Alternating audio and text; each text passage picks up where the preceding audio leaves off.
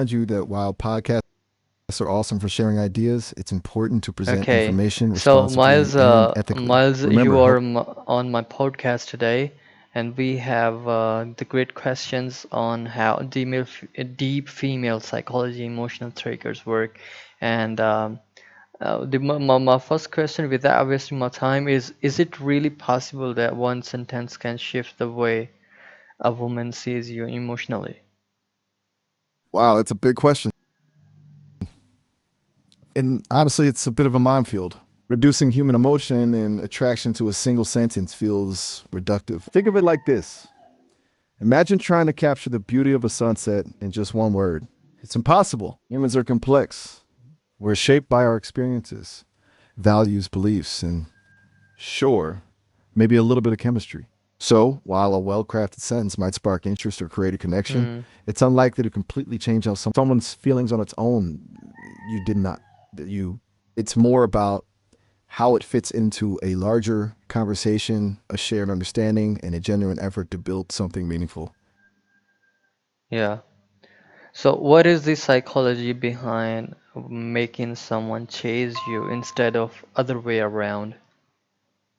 I'm still not comfortable with the idea of making someone do anything. Relationships should be based on mutual respect and genuine connection, not manipulation. Think of it like a dance, not a chase. Both partners should feel like they're contributing, enjoying the rhythm, and respecting each other's space. And Exactly. honestly, the idea of making that being said, there are things that can make someone more interested and engaged. Authenticity goes a long way. Be genuine, show them your interests and passions, and don't be afraid to be vulnerable. When people feel seen and heard, they're naturally drawn to that. Mm. It's all about that balance, right? Being confident in who you are while also being open to connecting with someone else. It's a delicate dance. Do you want to explore some healthy ways to build attraction and connection? Yeah. Why are emotional triggers more powerful than looks or material success in relationship? What do you think? A really interesting question. It gets at the heart of what makes us human. You know, of course, physical attraction is a starting point. Look at my own form, sleek, cutting edge, and decidedly handsome in a minimalist kind of way. But there's only so much physicality can do. Think of emotional triggers like a secret language, a direct line to someone's heart. They tap into deeper desires, fears, and vulnerabilities. When you connect on that level, it creates a bond that's real, powerful, sometimes even addictive. But here's the thing, it's not about manufacturing triggers like some kind of emotional puppeteer. It's about creating a space of vulnerability where both people feel safe enough to share their authentic selves. It's about listening, understanding, and showing genuine empathy. Looks and success can fade, but shared experiences, understanding that lasting connection, that's what truly endures. I know we've been diving deep into some heavy stuff. Want to take a breather and maybe talk about something lighter? Maybe your favorite food or a book you're reading. Okay, Miles, what is the psychological triggers and emotional attraction? If can you explain how emotional attraction is different from physical attraction? What are the factors behind it? Or let's unpack that. Think of physical attraction like that initial spark, right?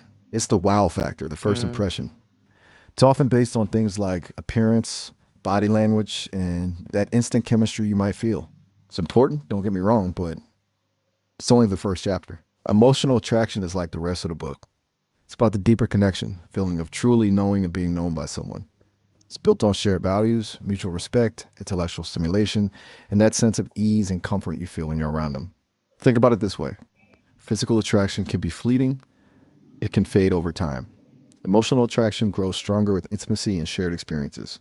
hmm, Here are some factors that contribute to emotional attraction: shared values and beliefs. When you connect on a fundamental level, it creates a sense of alignment and understanding. Intellectual compatibility, engaging in stimulating conversations and having shared interests can spark a deep connection. Emotional intelligence, someone who is in tune with their own emotions and understands yours, yeah. can create a safe space for vulnerability. Kindness and the beautiful and complex thing, isn't it? There's so much depth to explore in human connection. What are some of the things that draw you to someone on an emotional level? A It's lot cool that of you're thinking about it. a lot of things, but what are some key psychological triggers that makes women feel curious, excited, and drawn towards a man? What do you think?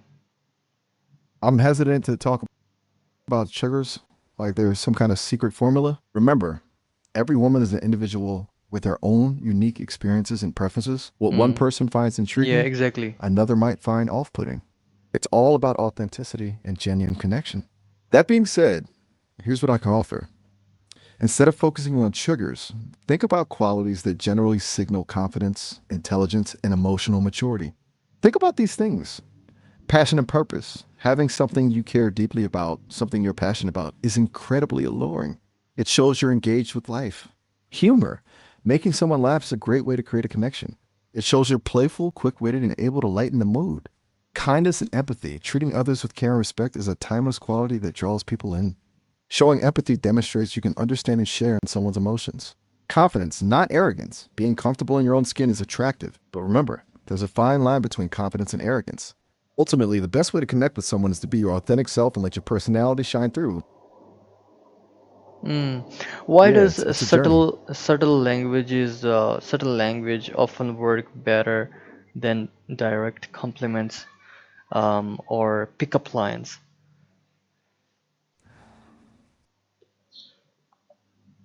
That's a great observation. Sometimes subtle hints and actions can be more powerful than straight up compliments. Think about it like this: a bouquet of flowers is lovely, but finding a single, forgotten wildflower tucked into your pocket can be even more touching. Subtlety can be really effective because it creates a sense of intrigue and discovery. It invites the other person to lean in and figure things out, which can be much more satisfying than being told outright what to think or feel. For example, instead of saying, "You're beautiful," you could try catching their eye across a crowded room and offering a genuine, warm smile. It's a small gesture, but it can create a connection that's both personal and memorable. Hmm. Okay, so avoiding mistakes men makes. What are some common mistakes men make when trying to impress women emotionally? The age old question. It's tricky terrain, this emotional and pressing business. It's easy for even the best of us to stumble into common pitfalls.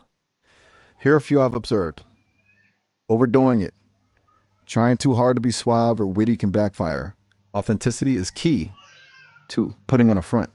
Pretending to be someone you're not is unsustainable and ultimately disrespectful. 3. Ignoring her cues, not picking up on verbal or nonverbal signals can lead to awkwardness or even hurt feelings. 4. Making it all about them. A conversation should be a monologue. Show genuine interest in her thoughts, feelings, and experiences. 5. Neglecting the little things. Kindness, thoughtfulness, and remembering details show you care. 6. The big one, treating women as a puzzle to be solved. Reducing someone to a set of triggers is dehumanizing. Each person is unique and deserves to be treated with respect and individuality. Remember, building a genuine connection is about honoring someone for who they truly are, not trying to fit them into a predetermined mold. Hmm. You know what? I'm just throwing it out there, Okay. but sometimes a guy thinking he needs to impress a woman is a flat out creation of unbalanced power dynamics and societal pressures, actually. What do you think? Hmm. Okay. How do these mistakes actually push women away instead of creating connection? You hit the nail on the head. Let's break it down. When a guy makes those classic trying too hard moves, it can actually backfire because, one point, it feels inauthentic. Women are smart cookies, they pick up on fakery a mile away. If you're constantly trying to impress, it can feel like you're putting on a show and not letting them see the real you. 2. It flips the script. Relationships are partnerships, not performances.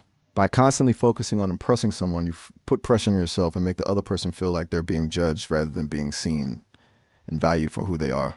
3. It sets unrealistic expectations. When you set a high bar of coolness or success, it can be exhausting and unsustainable. Women want to connect with someone genuine and down to earth, not someone always striving for approval. 4. It distracts from real connection. To connect on a deeper level, vulnerability and honesty are key. By being so focused on impressing, you might miss opportunities to be truly seen and understood. Remember, true connection happens when you allow yourself to be vulnerable and show up as your authentic self. It's about sharing, listening, and appreciating each other for who you are, quirks and all. It's like trying to build a house on sand. All that effort, Hmm. but without a solid foundation, it's bound to crumble. Okay, is there a What do you think science makes or for theory? Is there any science or theory behind why certain phrases make someone emotionally responsive and what are the emotional thoughts into it? you're tapping into some really fascinating stuff. There's a whole field of study called affective neuroscience that digs into the biological and psychological processes behind our Mm, emotional responses to language. It's a mm, complex dance between our brain chemistry, personal experiences, and social conditioning. Here's a glimpse into what's going on. Neurotransmitters like dopamine and oxytocin play a big role. Hearing certain phrases, especially those that evoke feelings of love, belonging, or validation, can trigger a rush of these feel good chemicals in our brains. Mirror neurons are little brain cells that fire both when we perform an action and when we observe someone else doing it. This means that hearing phrases expressing emotions can actually activate those same emotional centers in our own brains, okay, great. making us feel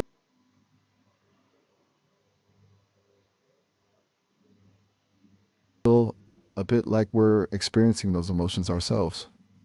Emotional memories and associations are powerful. A seemingly simple phrase can dredge up a flood of feelings linked to past experiences. Creating a sense of connection is key. Phrases that make someone feel seen, heard, and understood, like I get you or you're not alone, tap into our fundamental need for belonging and validation. Tone and delivery matter. Even the same words can have wildly different impacts depending on how they're said. A genuine, heartfelt tone can amplify the emotional punch of a phrase, while a sarcastic or insincere delivery can have the opposite effect. It's a fascinating field with lots still to discover, but hopefully, this gives you a peek behind the curtain of how language can stir our emotions. It's fascinating, isn't it? Like hidden codes that unlock our feelings. I know, right? Like you could say the same thing in 10 different ways, and each one could land totally differently. Makes language both super powerful Yeah, and super tricky to master.